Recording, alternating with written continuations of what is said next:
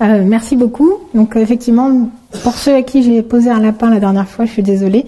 Et je suis très très ravie et même honorée de pouvoir me rattraper ce soir sur un thème très très vaste. Je dois avouer que quand on m'a demandé de le traiter initialement, j'étais assez submergée par l'ampleur de la tâche, ayant énormément beaucoup de mal à choisir en général un sujet et il y en a beaucoup des sujets. Et en plus, je me suis mis la tâche de rajouter un autre mot là-dedans qui est histoire. Mais étant modestement passionnée d'histoire, j'ai pris le parti de rajouter l'angle historique dans l'analyse des liens entre sport et science. Je le dis en toute modestie parce que je suis pas une grande sportive, je suis pas une grande scientifique, mais je suis passionnée comme vous tous. J'espère ne pas avoir laissé trop passer de coquilles. Les scientifiques et sportifs qui sont présents, j'espère ne m'en tiendront pas rigueur. J'admire beaucoup les orateurs qui arrivent à défiler leur présentation sans aucun support. Pour ma part, vous voyez, j'ai amené mon cerveau accessoire. J'espère que je ne vais pas me mélanger les pinceaux dans le thème. Si au début je me suis sentie pas mal submergée, c'est que je me suis rendu compte que finalement le sport, la science, c'est des sujets qui sont omniprésents dans notre quotidien, et donc c'est ce qui faisait aussi ce côté si difficile à cibler. Et puis bon, j'ai réfléchi longuement et je me suis dit que c'était cet angle-là qui était intéressant, c'était justement de voir dans le passé, dans le présent et peut-être même dans le futur quelle va être la place de ces deux thèmes dans nos vies. Et j'ai peut-être un abord un petit peu scolaire, on va dire, mais moi, pour pouvoir traiter d'un sujet, j'ai besoin de définir ce qu'il est. Qu'est-ce que c'est le sport? Qu'est-ce que c'est la science? C'est important qu'on parte sur les mêmes prérequis. Et si on prend un exemple, pour commencer, on a deux personnes qui courent. Donc c'est la même activité physique, entre guillemets, mais d'un côté, il y en a un, alors il y a peut-être des gens qui connaissent les Tarahumara, c'est des Indiens qui vivent dans le Mexique, dans une contrée montagneuse de Chihuahua, un nom un petit peu connu, pas pour cette raison-là.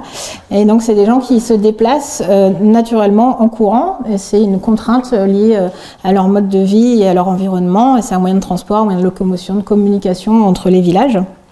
Et ce sont des excellents coureurs de fou qui ont même été exclus de certaines compétitions tellement ils semblaient avantagés.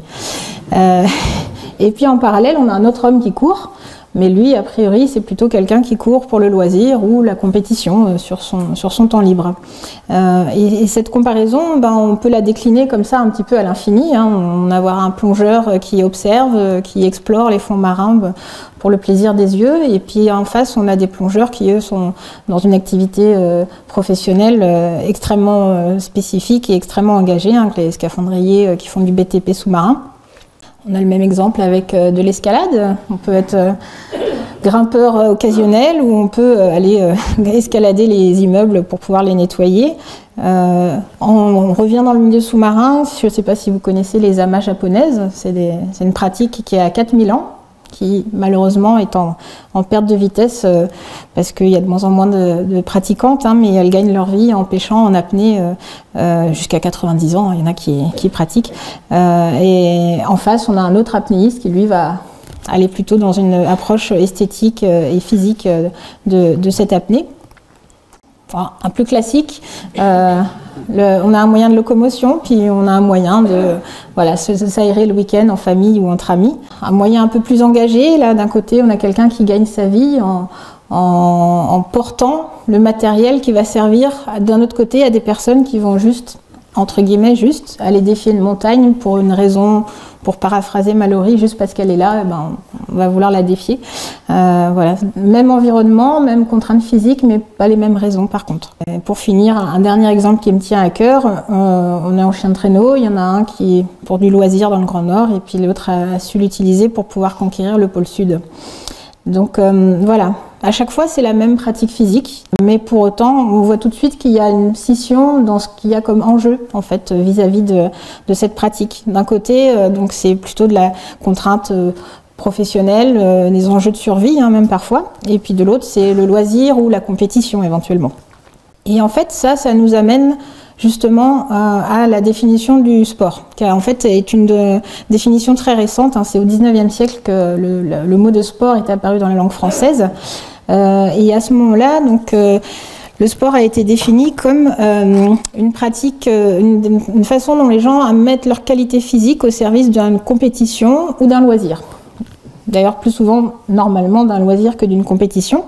Et ça va solliciter pour ça donc l'endurance, la résistance, l'adresse, la coordination, la souplesse, etc.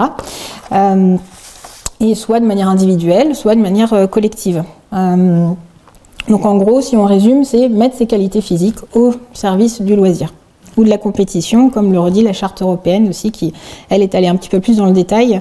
Donc j'ai remis ici la définition, hein, c'est forme d'activité physique qui, à travers une participation organisée ou non, effectivement, quand on est dans sa vie personnelle, c'est pas organisé, contrairement au cadre plus fixe par exemple des Jeux Olympiques. Et donc l'objectif, c'est l'expression ou l'amélioration de la condition physique, psychique, le développement de relations sociales. Et ça, c'est une partie qui est très importante, en fait, on le verra après, pour l'obtention de résultats éventuellement de compétition. Et en fait, ça, c'est pas une donnée ancienne. Même si le mot de sport est récent, la notion par contre de dépenses physiques, elle, c'est quelque chose qui est très ancien, hein, puisque si on regarde les traces archéologiques de 1000 ans avant Jésus-Christ, il y avait déjà de la lutte en Égypte antique, de la lutte vraiment dans le concept sportif, hein, pas du tout en termes de guerre. Sur l'image qui est complètement à gauche, donc c'est la villa du Casal, c'est en Sicile, et là on voit des jeunes femmes en bikini, puisque le bikini existait déjà au IIIe siècle après Jésus-Christ. On a le classique disco ball que tout le monde connaît sans doute, hein, qui est un des symboles de la pratique physique en Grèce antique. Et puis plus récemment, on connaît tous le jeu de paume, alors peut-être pas tous pour les mêmes raisons, surtout avec le serment du jeu de paume à la Révolution française, mais le jeu de paume, c'est un sport qui était pratiqué depuis l'Antiquité, qui est toujours pratiqué de nos jours, et qui est considéré comme l'ancêtre de à peu près tous les sports de raquettes. Et puis on a des choses un petit peu anecdotiques, mais qui sont rigolotes, hein. Les sports sur glace, au XVIe siècle, on en faisait déjà, de la pétanque au XVIIe siècle, on en faisait déjà. Donc voilà, c'est une constante dans toutes les époques de l'humanité, et comme on le voit, de manière récurrente, avec un caractère très social quand même et collectif. Une petite aparté, la notion aussi de superstar du sport, c'est pas une notion récente non plus, hein. Les gladiateurs à l'époque, c'était déjà les zizous de notre époque à nous. Ils étaient encensés, ils avaient des produits dérivés qu'on achetait dans les couloirs du Colisée. Ils brassaient des sommes d'argent colossales. Les sommes qui étaient investies pour construire les amphithéâtres et autres Colisées représentent des millions et des millions et des millions de nos jours. Donc voilà, même cette notion-là du sport un peu qui peut parfois paraître excessive au niveau financier, c'est déjà plusieurs fois millénaire. Et donc, si on arrive au XXIe siècle, et ben là, ça devient vertigineux quand on regarde la liste des sports qui existent. Il y a l'embarras du choix entre les différentes formes d'athlétisme, de cyclisme, les sports mécaniques, les sports de précision, les sports nautiques, le combat, la danse, les arts martiaux. C'est sans fin. Vraiment, vraiment sans fin. On continue. J'ai compté, hein, j'ai retrouvé presque 500 sports différents. Donc, voilà. Il y a l'embarras du choix et c'est plutôt vertigineux comme listing. Et au milieu de tout ça, je reste encore un petit peu sur ma partie histoire. Qu'est-ce qu'il en est pour les Jeux Olympiques? Parce que c'est un peu aussi pour ça que cette conférence a été proposée. Les Jeux Olympiques, on faut en distinguer deux en fait. Donc il y avait les Jeux Olympiques antiques, qui se passait à Olympie, qui concernait uniquement des personnages de sexe masculin, uniquement grecs au début. À bout d'un certain temps, ils ont commencé à intégrer d'autres personnes, mais bon. Par contre, toujours masculin. Et puis, ça se passait toujours sur le site d'Olympie, qui a été exhumé récemment avec des fouilles archéologiques assez impressionnantes. Et donc, c'était tous les 4 ans, comme les JO modernes. Et c'est Théodose, en 393, qui était un monarque chrétien, qui était donc en tant que chrétien opposé à tout culte païen. Or, les Jeux Olympiques honoraient Héra et Zeus, donc du coup, il a mis fin aux Jeux Olympiques. Et puis, il va falloir attendre quelques 1500 ans pour que le baron Pierre de Coubertin ressuscite les Jeux Olympiques en 1896 avec d'emblée il a posé les principes qui sont toujours ceux des JO actuellement, hein, une compétition internationale qui se déroule tous les 4 ans, qui passe de ville en ville.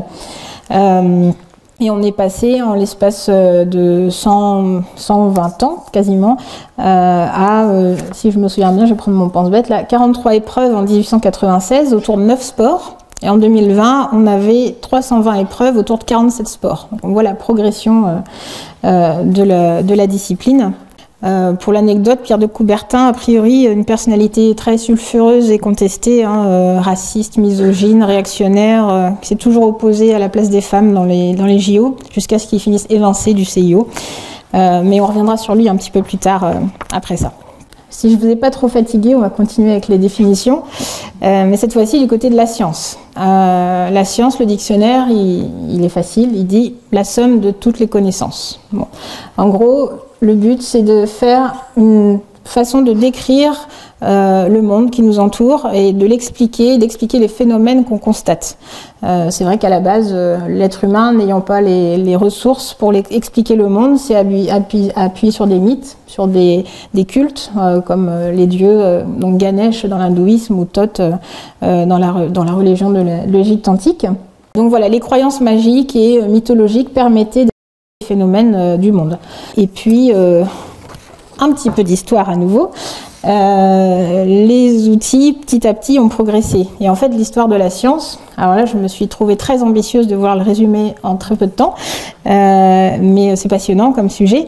Et ça remonte en fait à l'histoire de l'homme, tout simplement. Parce que si l'homme préhistorique a déjà développé des compétences, comme la domestication du feu il y a 800 000 ans, on estime que ce n'était pas encore de la science. C'était plus voilà, une approche empirique du monde et une adaptation au monde après le développement des armes, etc. Et donc finalement, on pense quand même que les mathématiques seraient apparues vers 20 000 ans avant Jésus-Christ, mais on en a vraiment la preuve qu'avec l'arrivée de quelque chose de fondamental pour l'humanité et pour ce qu'on peut retenir du passé, c'est en fait l'invention de l'écriture, bien sûr, puisque c'est elle qui va nous donner des traces. Et il se trouve que les premières traces d'écriture, justement, c'est pour des tablettes de calcul. Donc on voit la place fondamentale des mathématiques pour l'homme, et en fait c'est ce qui a permis de développer l'agriculture, le commerce, de quantifier les récoltes. Donc ces tablettes de calcul sumériennes, elles servaient à faire un support justement pour que les gens fassent du calcul sans avoir la connaissance mathématique, et donc contribuer à ce développement du commerce. Et puis les mathématiques vont vraiment se développer plus tard avec les Grecs, par exemple pour la géométrie, et puis les Arabes avec l'algèbre et puis le calcul plus complexe. En parallèle de ça, donc on continue le développement. Il y a les Mésopotamiens qui lèvent les yeux au ciel, qui regardent ce qu'il y a dans les étoiles, dans les planètes. Et donc l'astronomie commence à apparaître. Et on a des tablettes qui datent de 1800 avant Jésus-Christ, qui décrivent déjà des observations astronomiques qui dateraient de 3000 ans avant Jésus-Christ. Et puis en même temps, on commence à développer ces connaissances de l'environnement autour. On décrit les êtres vivants et c'est la naissance de la biologie, la géologie et même la géographie. Et je vous ai mis un exemple de l'une des premières cartes qu'on a identifiées. C'est une carte qui représente le monde centré sur Babylone, et donc la vision de la Terre à l'époque, qui n'était pas encore ronde de ce qu'on savait.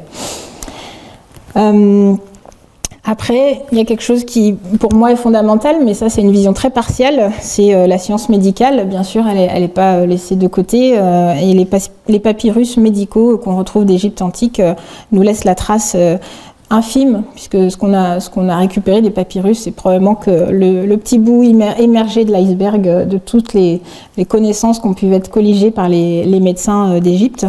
C'est vrai qu'on dit souvent que l'Égypte antique, au niveau médical, il y avait beaucoup de parts de magie, beaucoup du mythe, c'est vrai, mais il y avait aussi énormément de sciences déjà dures, de vraies spécialisations. Il y avait des ophtalmos, il y avait des urologues, il y avait des généralistes qui étaient le summum. Les généralistes, c'était ceux qui étaient au sommet, puisqu'ils avaient réussi à maîtriser toutes les autres spécialités. On est un peu arrivé à l'inverse de nos jours, malheureusement. En tout cas, ils avaient une approche du monde qui était très pratique. Et l'exemple typique, c'est justement la construction des pyramides. Ils développaient une science extraordinaire parce que 3000 ans plus tard, on ne sait toujours pas expliquer comment en 30 ans ils ont construit les pyramides. Mais voilà, c'était une science d'ingénierie et beaucoup moins une science qui était centrée sur l'explication. Et ça va plutôt arriver plus tard avec les Grecs, qui ont une part prépondérante de la philosophie dans leur culture, et la philosophie, c'est l'amour du savoir. Donc ça explique bien pourquoi les Grecs vont vraiment faire fructifier les sciences dans une approche très contemplative. Et on a des grands noms comme Aristote, Euclide, Thalès, qui vont marquer l'histoire de la science grecque, et qui sont des gens qui, en tout cas au moins pour Thalès, et puis au niveau médical Hippocrate, qui sont allés auparavant en Égypte antique pour apprendre justement de cette culture égyptienne. Donc c'est vraiment pour dire qu'il n'y avait pas que de la magie, puisque si on se souvient d'eux de nos jours, 4000 ans plus tard, c'est entre autres grâce à ce qu'ils ont appris en Égypte et ensuite ce qu'ils ont développé au niveau de la Grèce antique. Et puis arrive vers la fin de l'avant Jésus-Christ la science romaine. La science romaine, elle est, un peu à l'image de l'Égypte, très centrée également sur l'ingénierie et sur les sciences naturelles. Et pour ça, on a vraiment deux noms qui sont marquants dans l'histoire. C'est Vitruve, qui était un grand scientifique qui a beaucoup travaillé sur l'architecture et qui a été l'inspiration pour Léonard de Vinci pour faire l'homme de Vitruve. Ça vient de cet architecte, puisque pour lui, la science naturelle était basée sur la perfection mathématique, et donc l'homme de Vitruve, pour Léonard de Vinci, c'était la représentation de cette perfection du vivant par les mathématiques. Et puis, l'un des exemples de ces talents de l'architecture romaine, c'est par exemple ces aqueducs. On a toujours, 2000 ans plus tard, des aqueducs romains qui sont debout, alors qu'il n'y a pas beaucoup de constructions modernes qui tiennent encore debout après 100 ans. Donc c'est l'une des plus belles démonstrations, effectivement, de la science romaine. Et si on arrive juste après Jésus-Christ, toujours dans la science romaine, j'ai dit qu'il y a eu d'un côté beaucoup de talents sur l'ingénierie et l'architecture, et de l'autre, il y a eu les sciences naturelles avec Pline l'Ancien, qui était un des grands noms de la science naturelle et de la description, et qui allait tellement loin d'en vouloir la décrire qu'il en est mort, puisqu'il a voulu observer l'éruption du Vésuve, et il est mort étouffé par les fumées toxiques. Il avait une fragilité pulmonaire très probablement. Voilà, toujours est-il que on arrive au début de notre ère, après Jésus-Christ, à une époque où les sciences ont déjà 3000, 4000, 5000 ans d'histoire et ont commencé à s'accumuler dans certains lieux marquants. Il y a Pergame, qui était une grande bibliothèque, et puis un autre lieu dont vous avez sans doute entendu parler, qui était la grande bibliothèque d'Alexandrie, qui malheureusement a disparu. Alors, je fais encore une parenthèse historique. On a deux hypothèses pour expliquer la disparition de la bibliothèque d'Alexandrie. Soit c'est un accident, malheureusement, César ayant attaqué Alexandrie pour venger la mort de Pompée, a incendié la flotte égyptienne qui était dans le port, et par effet de contamination, malheureusement, l'incendie serait passé de la flotte à la bibliothèque et aurait détruit tous les œuvres. Ça, c'est la première hypothèse, donc à peu près 50 avant Jésus-Christ. La deuxième, elle est beaucoup plus lointaine, et on en revient à notre fameux Théodose, celui qui avait mis fin aux Jeux Olympiques, toujours dans cette lutte contre le paganisme. Pour lui, la bibliothèque aurait été un haut lieu du paganisme mondial, avec beaucoup trop de textes païens, et donc aurait décidé de détruire là aussi la bibliothèque. Quelle qu'en soit la cause, accident ou volonté de Théodose, on pense qu'on ne connaît que 6% de tous les textes et tous les auteurs qu'il y avait à l'époque dans la bibliothèque. Avec, maintenant on le sait, parce que par des moyens détournés ultérieurs, on a pu savoir que par exemple il y avait des écrits sur l'héliocentrisme, sur le fait que la Terre était ronde, ou même sur l'énergie de la vapeur. Des choses qui ont été redécouvertes du coup 600, 800, ou pour l'énergie vapeur 2000 ans plus tard. Donc c'est assez vertigineux d'imaginer où en serait la science de nos jours si Alexandrie n'avait pas perdu sa bibliothèque à l'époque. Ensuite, on arrive un petit peu à la phase du Moyen-Âge. Alors après, j'ai mis une partie sur, une fois plus, le développement de la géographie avec Ptolémée, qui est un des grands noms de la géographie. Et puis, on arrive donc sur la période du Moyen-Âge. On décrit souvent le Moyen-Âge comme une époque barbare, décadente, sombre et avec des personnes qui n'avaient pas beaucoup de raisonnement. C'est pas vrai, malheureusement. Alors c'est vrai que je pense que le Moyen-Âge a surtout énormément souffert de, beaucoup d'épidémies, des guerres incessantes. Donc il n'y a pas forcément eu toute la place pour pouvoir briller sur le plan intellectuel et scientifique. Mais il y a quand même des grands noms qui ressortent de cette période, et en particulier un qui est Roger Bacon, qui a défini le premier la démarche scientifique et la méthode expérimentale. Et en parallèle, ces invasions barbares, comme on les citait, les Mongols, les Arabes, elles ont aussi ramené avec elles la science de ces peuples-là et ont contribué à ensemencer ce qui se passait de l'autre côté du monde, parce que tout ce que je vous dis là, c'est une vision très européano-centrée. Souvent, on raconte l'histoire de notre point de vue et puis on oublie que de l'autre côté de la planète, ça se passe différemment. Et si on prend l'exemple, je vous mets tout de suite, l'imprimerie, donc arrive en Europe avec Gutenberg en 1451. En Chine, ça faisait depuis le 9e siècle que l'imprimerie existait déjà, avec du papier qui était inventé depuis le 2e siècle. Donc largement avant que les Européens trouvent enfin l'idée. Donc il y a d'autres connaissances comme ça qui sont arrivées très tardivement chez nous, après avoir été inventées très tôt. La poudre à canon par exemple, le compas magnétique par les Chinois également était largement en avance sur nous. Si on continue d'avancer un petit peu, le Moyen-Âge, puis ensuite arrive la Renaissance. Et la Renaissance, comme le nom s'indique, c'est l'efflorescence, c'est les progrès de l'esprit et de la science. Et il y a beaucoup de révolutions qui vont se passer à ce moment-là, avec des génies incontestables comme Newton qui révolutionne les mathématiques, l'optique, la mécanique, et puis Léonard de Vinci qui est le génie absolu à mon sens, un artiste c'est sûr, très procrastinateur malheureusement, mais aussi un anatomiste, un observateur, un inventeur, un ingénieur. Voilà, il avait tous les talents sauf celui de transmettre ses connaissances, et donc tout ce qu'il a découvert et inventé malheureusement est resté dans ses carnets que pour lui. Et là aussi on y a perdu beaucoup, je pense. Et puis donc on va continuer à avancer, et puis au cours des 3 derniers siècles en gros, on va arriver avec des phases de grandes révolutions. Alors le XVIIIe siècle, quand on lit un petit peu la vision qu'on a de l'histoire des sciences, c'est vraiment la période de toutes les révolutions, la révolution de la chimie, de l'électricité, l'arrivée des machines.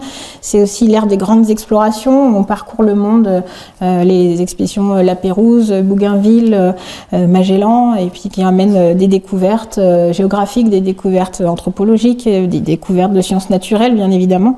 Le XVIIIe siècle fait vraiment image de la plus grande période en termes d'avancée sur tous les fronts scientifiques.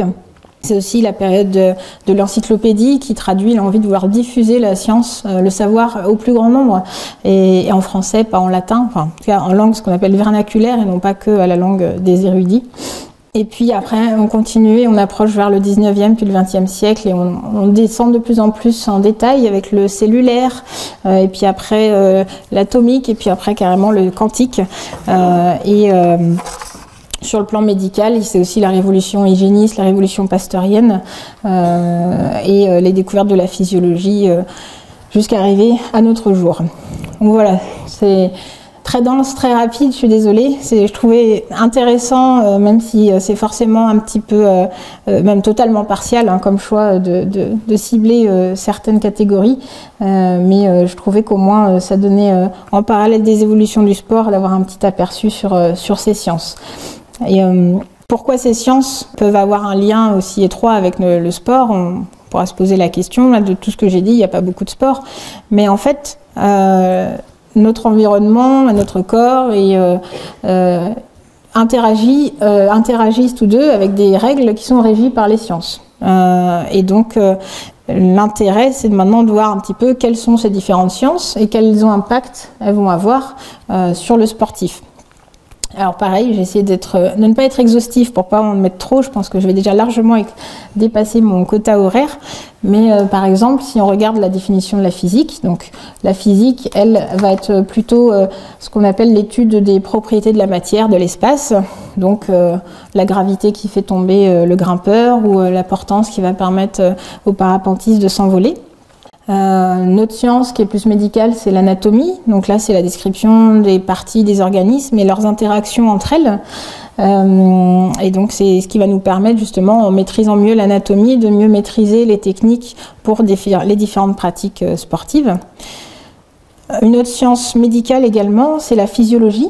La physiologie, elle va permettre d'expliquer le fonctionnement cellulaire et expliquer les interactions à l'intérieur de l'organisme par souvent des messagers chimiques ou hormonaux et la façon dont cet organisme interagit également avec son environnement.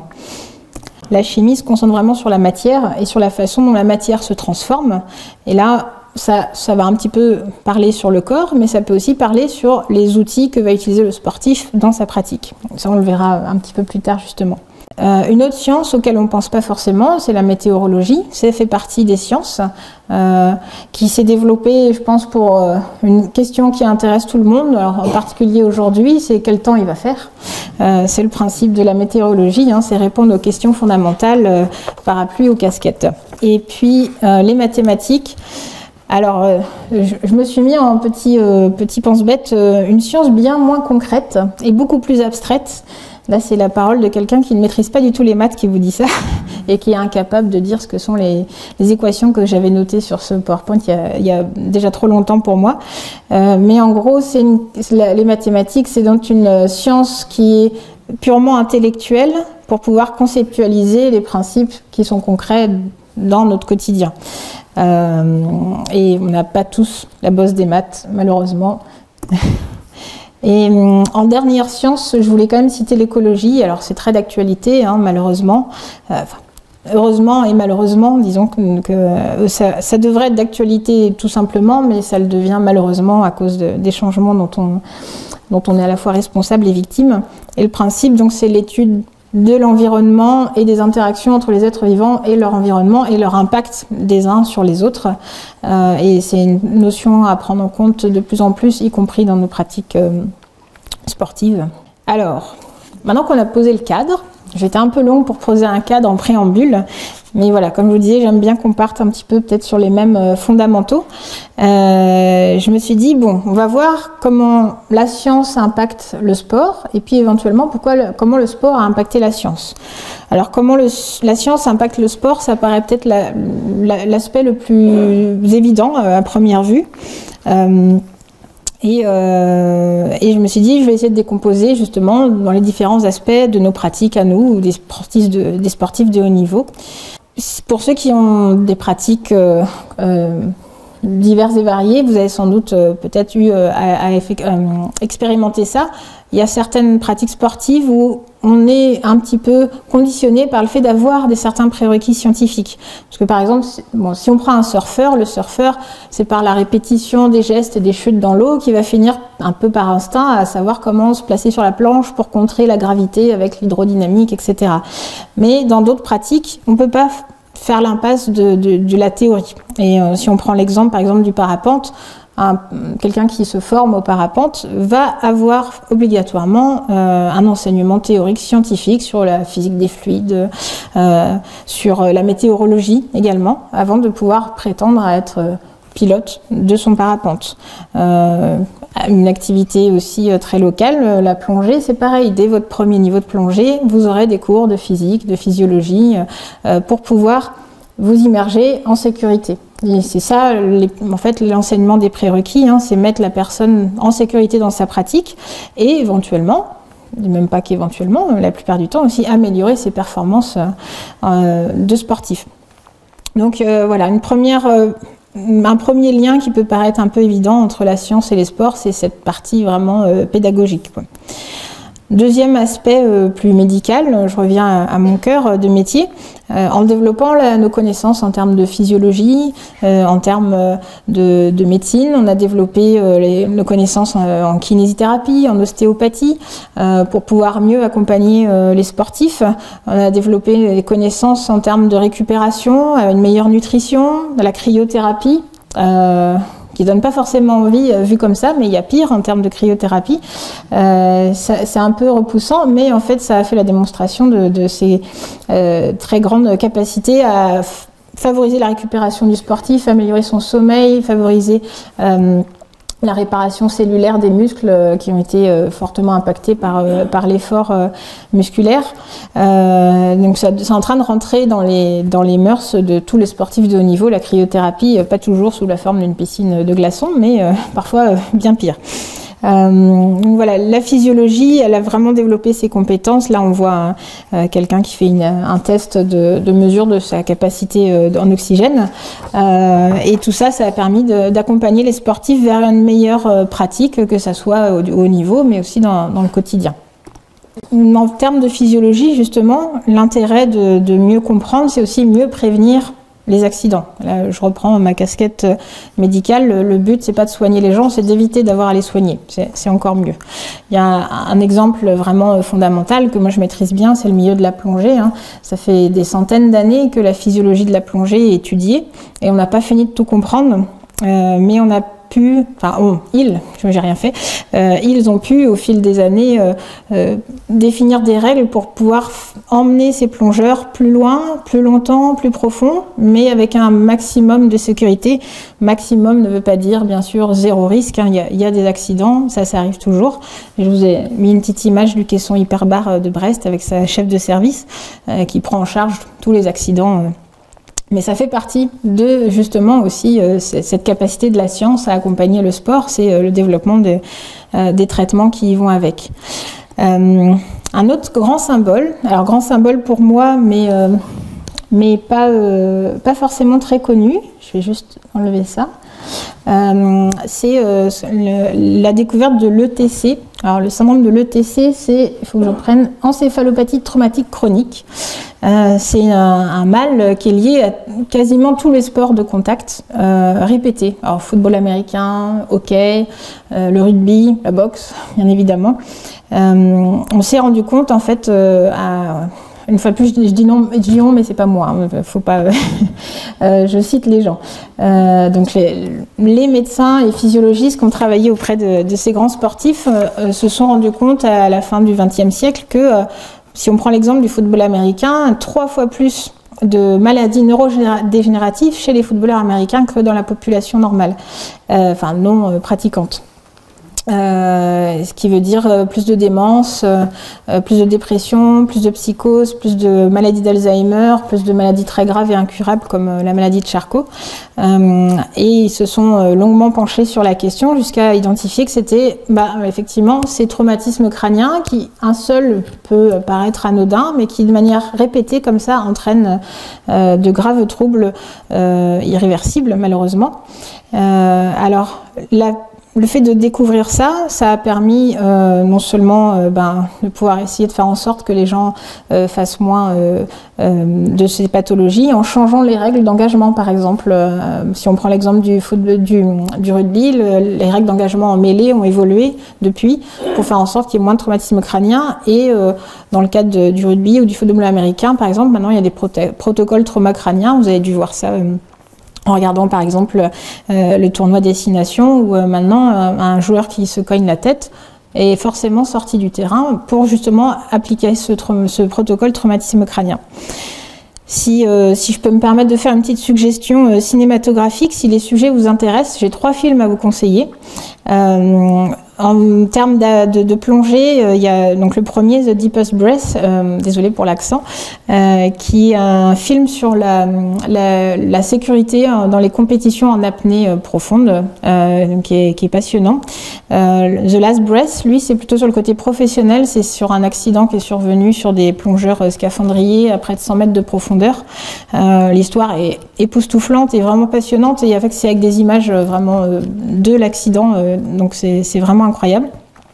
Et le dernier, Concussion, en français c'est Seul contre tous, ça raconte la vie de Bennett Omalu, donc qui est l'un des médecins, pour pas dire le médecin, qui a contribué à faire identifier l'ETC, et il s'est, au sens propre du terme, pris des coups lui aussi, parce qu'il s'est attaqué à la NFL, qui est la ligue de football américain aux États-Unis. Autant qu'on vous dire qu'au niveau masse d'argent et de lobby, il a énormément souffert, mais il a réussi son combat pour protéger ses sportifs. on avance un petit peu dans les liens avec, par exemple, un autre sujet sur les progrès technologiques. Progrès technologiques dans tous les domaines, c'est une évidence. Et un qui est vraiment, je trouve, assez symbolique, c'est dans le handisport, hein, parce que le développement de l'imprimante 3D, le développement de ce qu'on appelle les prothèses mécatroniques, donc qui associent de la mécanique et de l'électronique, le développement de tout un tas de différentes prothèses, je vais citer différents exemples, ça a permis de faire entrer le handisport vraiment à très haut niveau. Et puis le handisport, du coup, grâce au sous qu'il a un peu plus facilement justement pour aller vers ces nouvelles technologies, il permet lui aussi du coup entre guillemets de ruisseler vers les personnes handicapées non sportives de haut niveau pour que eux aussi puissent bénéficier des progrès qui ont été faits en matière de découverte et de développement de ces prothèses. Avec un gros bémol quand même, malheureusement, c'est que autant les prothèses, on va dire, standards de substitution sont prises en charge, autant les prothèses de sport ne sont pas prises en charge et coûtent chacune plusieurs milliers d'euros. Donc, tant qu'elles ne seront pas prises en charge, le handicap sera un double handicap, c'est qu'on ne peut pas faire de sport même tout simple entre guillemets comme aller courir contrairement aux autres parce que la prothèse est inaccessible et les communautés de handicapés et de handisport militent pour qu'un jour on arrive au zéro reste à charge pour que n'importe quelle personne handicapée ou non puisse pratiquer comme tout le monde. C'est pas dans l'air du temps malheureusement, mais on espère qu'un jour ils arrivent ce combat, ils arrivent au bout de ce combat. Les progrès technologiques, c'est aussi améliorer la sécurité et l'exemple vraiment de l'alpinisme est assez marquant puisque en développement par exemple la science de l'acier ou des nouvelles de la chimie du nylon par exemple, on est passé d'ustensiles extrêmement lourds comme les vieux piolets en bois avec un gros morceau de fer de plus de 1 kg à des piolets très fins, très résistants de moins de 500 grammes. On est passé de l'énorme corde qui résistait à peine à 80 kg de poids statique à des cordes de nylon très fines, très résistantes qui peuvent supporter une chute de plusieurs mètres avec en plus une résistance élastique qui fait que ça amortit un petit peu l'impact et donc ça amène un énorme gain de sécurité pour le pratiquant qui aura le malheur de tomber. Et l'acier, on retrouve aussi dans tout ce qui est devenu un petit peu le quotidien de l'alpiniste, hein, les crampons, les broches de glace, etc. La physiologie et la technologie ont aussi permis d'inventer le caisson de recompression. On en reparlera un petit peu tout à l'heure, mais c'est pareil, c'est devenu un fondamental, le caisson de recompression, dans les grandes expéditions en montagne. Et tout ça, ça a été permis grâce au progrès de la science, ciblé sur, là en l'occurrence, la pratique de l'alpinisme. Les matériaux, ça a aussi progressé dans un objectif de performance. Alors ça va de l'exemple tout basique éventuellement du fartage des skis de fond ou l'invention du foil pour améliorer la sensation de glisse, la vitesse, mais au-delà de la glisse, je pense que c'est même une sensation de voler. Et puis parfois pour des choses un petit peu plus rigolotes, mais pas complètement, le maillot de bain. Alors à l'époque, il était très chic le maillot de bain quand les congés payés sont arrivés et que tout le monde a déboulé sur les plages. On avait de jolis maillots de bain au coton. Maintenant, la science que les nageurs de compétition on soit arrivés avec des combinaisons de plus en plus sophistiquées. On a atteint l'apogée avec l'invention du polyuréthane qui permettait en fait de faire progresser énormément les compétences des nageurs en augmentant son hydrodynamisme, en augmentant sa réponse musculaire. Le battement était encore plus puissant parce que la combinaison accompagnait le muscle. Il y avait même des petites bulles d'air qui étaient piégées à l'intérieur de la combinaison, ce qui augmentait la flottabilité. On est à la limite, et tellement à la limite qu'en fait c'est devenu interdit dans la pratique parce que là on optimise un petit peu trop les compétences. Et puis on a la même chose dans le tennis, on est parti de belles raquettes en bois. Yannick Noah est le dernier tennisman à avoir gagné une compétition avec une tennis en bois. Puis on est allé vers le graphite et on a fait changer, donc ça c'est pour le cadre, on a fait changer les tamis aussi, on est passé des boyaux d'animaux à des produits synthétiques qui ont fait que non seulement on a gagné en confort pour le joueur avec une raquette plus légère qui amortit un petit peu plus les chocs, à aussi des raquettes beaucoup plus performantes, en particulier grâce au cordage. Ce qui fait qu'avant, au 19e siècle, un ACE à plus de 200 km/h, c'était exceptionnel. Maintenant, au haut niveau, ils font tous des services à plus de 250 km/h. Donc ça, c'est en grande partie quand même lié au progrès technique. Et une petite anecdote, c'est aussi grâce à ce monsieur. Dr Arthur Thomas Meyer, c'était un médecin britannique qui était aussi tennisman, pas très grand tennisman, mais un jour il s'est dit tiens, et si je servais au-dessus de ma tête? Avant on servait toujours à la cuillère, et lui un jour s'est dit je vais servir au-dessus de ma tête, et il a tout gagné à ce moment-là. Donc voilà, le service au-dessus de la tête, c'est grâce à lui. C'est la seule chose qu'il a laissée dans l'histoire, mais c'est déjà une belle histoire, je trouve. Et puis maintenant, on est arrivé dans l'ère où tout est connecté. On a tous une montre connectée, une ceinture cardio-thoracique, les choses comme ça. Il y a même des raquettes connectées. Celle qu'on voit au bout du bras de Nadal, elle analyse en permanence le moindre de ses gestes pour pouvoir après faire des analyses statistiques et encourager, améliorer encore sa technique. Et ça, on le retrouve partout. Maintenant, si vous regardez le baseball ou le football, ils ont tous un truc dans leur semelle, appareil pour analyser des placements des joueurs et puis faire des énormes analyses statistiques. Donc, j'en suis même arrivée à me dire, au final, c'est qui s'affronte? C'est le sportif. Je vais certainement pas aller nier qu'il y a un énorme travail sportif pour arriver jusque-là, mais on se demande parfois si c'est pas le sportif et son ingénieur ou son équipementier qui ne serait pas un petit peu aussi responsable ou à créditer des victoires. Est-ce que c'est un mal, est-ce que c'est un bien? J'en ai aucune idée, j'ai pas de positionnement là-dessus, mais on peut se poser la question. C'est d'ailleurs pour ça que les combinaisons ont été interdites, parce que justement on estimait que c'était plus une victoire de la science plutôt qu'une victoire du sportif. Là-dessus, j'ai pas de position. Après, on sait que malheureusement, la science, elle a aussi eu des désavantages conséquents. Et l'un des grands marquants, ça va être le dopage. Là, c'est un progrès chimique, c'est un progrès biologique qui a amené à des dérives qui ont pu être dramatiques. Et une des grandes dérives dans l'histoire du dopage, c'est le cas des nageuses de la République démocratique allemande, qui dans les années 70 et 80 ont tout pulvérisé. Elles gagnaient tout. En gros, plus de 90% des médailles, elles étaient remportées par les nageuses de la RDA. Les gens ont commencé à se poser des questions, surtout quand leur physique a commencé à changer, à se viriliser, à devenir avec une musculature masculine, une voix qui change, une pilosité qui apparaît. Et en fait, ils ont fini par découvrir que malheureusement, ces nageuses étaient dopées à leur insu. On leur donnait des gélules de vitamines qui en fait étaient de la testostérone. Ça a eu des conséquences dramatiques au niveau sanitaire, parce qu'elles ont développé énormément de maladies. Et quand elles ont su ce qui leur était arrivé, certaines ont même renvoyé leur médaille et demandé l'annulation de leur record, parce qu'elles étaient bien sûr totalement à l'encontre de la stratégie qui était une stratégie d'État. C'était un plan secret contrôlé par la Stasi. C'est un truc incroyable qui montre que là, le sport a même un impact géopolitique. On était en pleine guerre froide. Donc voilà, c'est là le côté revers de la médaille vraiment dramatique du progrès de la science au détriment, là j'ai envie de dire, du sport, même si elles ont tout gagné. C'était vraiment à leur détriment.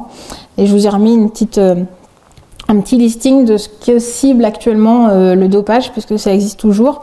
On cible le poids, que ce soit un gain de poids pour des sports comme par exemple la boxe, ou une perte de poids, par exemple l'équitation. C'est gagné en force musculaire, c'est gagné en oxygénation. Je pense que vous vous souvenez tous de l'affaire Festina et de l'EPO, donc une hormone qu'on produit naturellement, mais que là on avait donné en plus pour que les gens aient plus de globules rouges. On va essayer de faire gagner en concentration, on va essayer de limiter les besoins en sommeil, de diminuer artificiellement la douleur. Pour l'anecdote, la caféine n'est plus un produit dopant, donc c'est bon, on peut y aller de ce côté-là.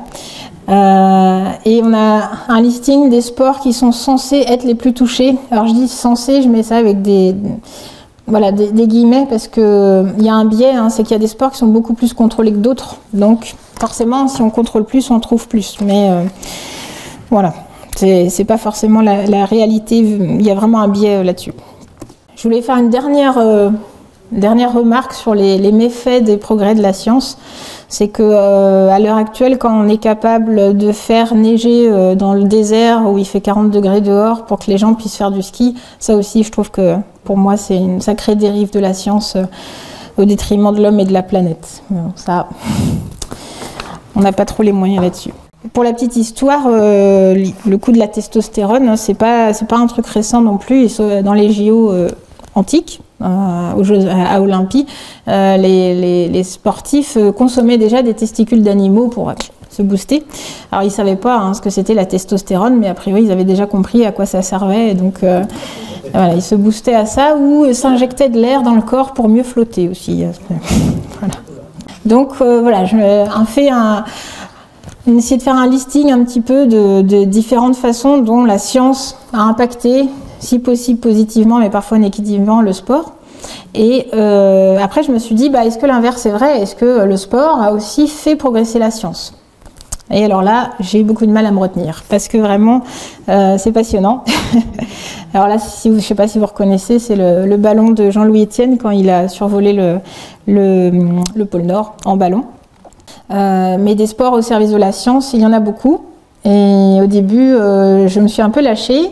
Et puis, je me suis dit qu'il faudrait une journée entière pour cette conférence si je continuais. Donc, bon, voilà. Choisir, c'est renoncer. Donc, je me suis un petit peu retenue. Et je me suis dit que j'allais vous parler de quelques petits exemples en essayant vraiment de me retenir, qui sont emblématiques. Et puis après, de développer un peu plus sur un sujet qui me tient à cœur et que je vous expliquerai après. Des exemples, donc il y en a un petit peu effectivement au cours des dernières dizaines d'années, il y en a beaucoup. Tout à l'heure, je vous ai mis une photo de Roald Amundsen, donc qui est l'un des plus grands explorateurs polaires, si ce n'est le plus grand, qui a atteint le pôle Sud pour la première fois en 1911. Et contrairement à son rival Scott, qui est juste en dessous, lui, il en est revenu vivant. Et on estime que s'il a eu ce succès, entre autres raisons, c'est parce qu'il a su utiliser deux compétences sportives qu'il maîtrisait, qui sont le ski et les attelages de chiens de traîneau. Et effectivement, on voit tout de suite la différence entre des hommes très peu équipés au niveau vestimentaire qui tractent un énorme traîneau face à quelqu'un qui est équipé avec des tenues directement inspiré des tribus inuites, qui glisse sur la neige et qui se fait tracter par des chiens. On peut comprendre que lui soit revenu victorieux et que malheureusement Robert Falcon Scott et tous ses comparses sont morts au retour. Ils ont atteint le pôle Nord quelques jours après Roald Amundsen. Ils ont trouvé un petit mot qu'il lui avait laissé, et une tente sympathique avec quelques vivres, et puis ils sont repartis et ils sont morts sur le retour. Donc la pratique sportive a amené une réelle plus-value dans une conquête géographique qui est l'une des grandes dernières conquêtes de l'histoire du XXe siècle. Une autre pratique, là où la barrière entre sport et science devient carrément virtuelle, c'est la spéléologie. Alors c'est une pratique sportive, c'est comme ça qu'elle se définit dans le dictionnaire, mais il se trouve que cette pratique sportive a été inventée par Édouard Alfred Martel, vraiment dans une optique scientifique. C'est une pratique donc sportive, contemplative, très technique, mais qui aussi fait progresser la géologie. Alors, principalement la géologie ce qu'on appelle les milieux kastiques, c'est-à-dire de calcaire, parce que c'est les seuls qui peuvent permettre de créer des structures aussi semblables dans la roche. Ça fait progresser en termes de biologie. On voit par exemple avec l'étude des cavernicoles, ça c'est ce qu'on appelle les salamandres des grottes, des oiseaux, non pas du tout, des reptiles qui sont aveugles, qui vivent dans le noir. Ça a fait progresser en termes d'hydrologie, de connaissance des circuits de l'eau dans la croûte terrestre. Et puis aussi, après, par transmission des techniques, ça a fait progresser la glaciologie, puisque maintenant on applique les techniques de spéléologie pour l'étude de la glaciologie. Un autre champ d'exploration où là, le pratique sportive au sens très large prend tout son sens aussi, c'est sur les océans. Alors si vous étiez là au film qui m'a remplacé la dernière fois, vous vous doutez qu'il y a deux pratiques qui m'inspirent en particulier pour l'océan, c'est la voile et la plongée, puisque c'était un petit peu le centre de l'expédition Under the Pole. J'ai pas résisté à l'envie de vous mettre cette photo, parce que là c'est un ami qui était sur Under the Pole avant, qui maintenant a mis au point une expédition qui s'appelle Captain Darwin, qui est magnifique. Il recrée 200 ans après Darwin, son voyage à travers le monde qu'il a fait avec le Beagle quand il était tout jeune. Et donc 200 ans après, ils font exactement le même parcours et ils observent tout ce que Darwin a observé pour pouvoir faire la comparaison au niveau, en particulier biologie, avec les changements climatiques, qu'est-ce qui s'est passé. Et donc là, ils avaient reproduit exactement au même endroit l'œuvre du peintre de marine qui avait représenté le Beagle devant le mont Sarmiento, qui est en terre de feu. Et ils ont refait le même avec, on le voit pas très bien, ici un glacier qui allait jusqu'à l'eau et ici un glacier qui a reculé de, je crois, à 50 km de mémoire. On a l'impact direct du changement climatique. Donc dans l'océan, pour revenir à mon analogie, dans l'océan, il y a déjà la plongée, effectivement, qui a énormément bénéficié, a apporté énormément de bénéfices à la science. Il y a une quantité de gens fantastiques dont on pourrait parler en termes de plongée. Et moi, si je peux en citer qu'une, c'est Sylvia Earle, qui est, si c'est pas, c'est l'une des meilleures, voire la meilleure plongeuse au monde. C'est l'ambassadrice des profondeurs, le National Geographic, qui désigne certaines personnes comme étant des grands explorateurs, là désignée parmi les grands explorateurs, et la nomme Her Deepness, donc votre profondeur, si on peut le traduire en français. Ça a été la femme la plus profonde au monde en 1986. Elle a été, éduquée dans la pratique sportive dès l'enfance et elle a tout de suite transmis en fait l'intérêt de la pratique sportive en allant découvrir la nature par le sport, et elle a continué toute sa vie. Elle est passionnée par les océans, elle a exploré les océans via la plongée et a été et est toujours, elle est encore en vie, une grande océanographe, une grande conférencière. Elle a aussi créé un habitat sous-marin où il y a eu des études qui ont été réalisées dans les années 70. Elle va avoir 89 ans, elle plonge toujours. Elle dit qu'elle s'arrêtera le jour où elle s'arrêtera de respirer. Et elle est à plus de 7000 heures de plongée à elle toute seule. Voilà, une très grande dame. Pas très grande, mais très grande intellectuellement et scientifiquement. Et là, donc, vous avez sans doute reconnu à droite des images d'Under the Pole, donc effectivement des expéditions qui sont spécialisées dans la plongée qu'on appelle technique. Donc c'est la plongée profonde, la plongée prolongée avec des recycleurs, et qui a décidé de mettre ses compétences techniques de plongée au service des scientifiques pour aller là où personne n'arrive à aller, soit sous la glace, comme on a pu le faire en Arctique, soit très profond, dans les zones où les scientifiques n'ont pas forcément les compétences d'aller, et dans les zones où les robots ne vont pas parce que c'est pas assez profond, justement. On est vraiment dans cette zone d'entre-deux où c'est trop profond pour le plongeur standard et pas assez profond pour le robot. Quitte à mettre un robot, autant aller à 3000 mètres, mais aller à 150 mètres, au final, pour le robot, c'est pas intéressant. Et du coup, eux, ils font ça. Et ils se mettent au service des scientifiques et ils vont chercher, prélever des coraux, faire des mesures.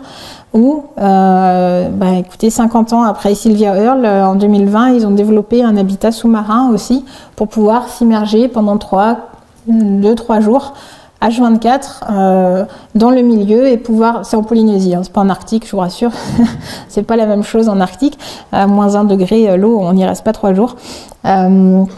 Mais voilà, pendant 3 jours, on continue de pouvoir observer la vie sous-marine sans aucune interférence. C'est rare et exceptionnel et c'est une des formes, pour moi, une magnifique forme de mise au service de la connaissance sportive au service de la science. Et tout ça, en tout cas dans le cas d'Under the Pole, c'était pas possible sans un bateau. Et ça fait le lien avec le nautisme, c'est une belle pratique qu'on aime beaucoup en Bretagne et qui est aussi une pratique sportive qui de tout temps vraiment, hein, les explorateurs polaires et les explorateurs des grandes épopées de l'exploration utilisaient le bateau. Alors à l'époque, ça peut paraître logique, le bateau c'était un moyen de locomotion comme un autre.